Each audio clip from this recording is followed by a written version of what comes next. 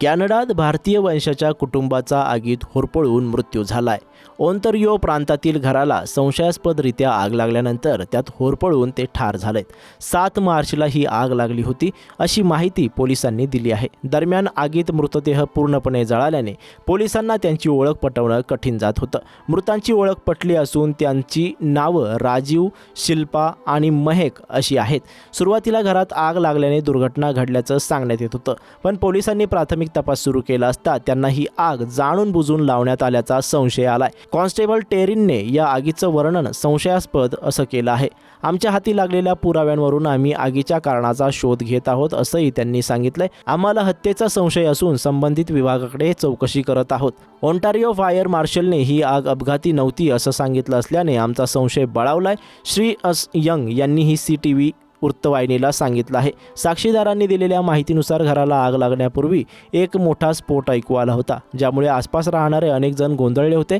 कुटुंबाचे शेजारी केनेथ युसुफ यांनी घर पूर्णपणे आगीत जळून गेलेलं पाहिल्यानंतरचे दुःखदायक क्षण सांगितला। युसुफ यांनी सांगितलं की गेल्या आठवड्यात कुटुंबातील एका सदस्याने त्यांना आगीची माहिती दिली होती। जेव्हा आम्ही बाहेर आलो तेव्हा घराला आग लागली होती। ते फार वाईट होतं। काही तासांतच सर्व काही जमिनीवर कोसळलं असं युसुफ यांनी CTVला सांगितलं। आगीची माहिती मिळाल्यानंतर पोलीस घटनास्थळी दाखल झाले होते। आग विझल्यानंतर त्यांनी तपासाला सुरुवात केली। यावेळी त्यांना आगीत जळालेल्यांच्या मृतदेहाचे काही अवशेष सापडले होते, पण त्यावेळी पोलिसांनी नेमक्या किती जणांचा मृत्यू झाला आहे याची कल्पना नव्हती। पोलिसांनी सांगितलं आहे की घटनास्थळी पाहणी करताना तपासकर्त्यांना दुर्दैवाने उद्ध्वस्त झालेल्या घरात मानवी अवशेष सापडले।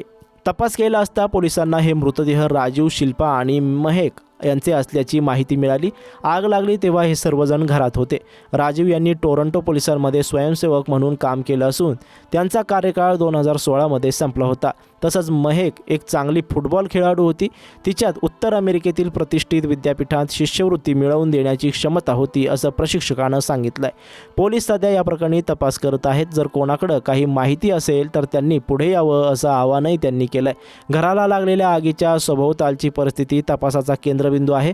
जर तुमच्याकडे काही माहिती किंवा व्हिडिओ फुटेज असल्यास संपर्क साधण्याचं आवाहन करण्यात आलंय असं पोलिसांनी सांगितलं।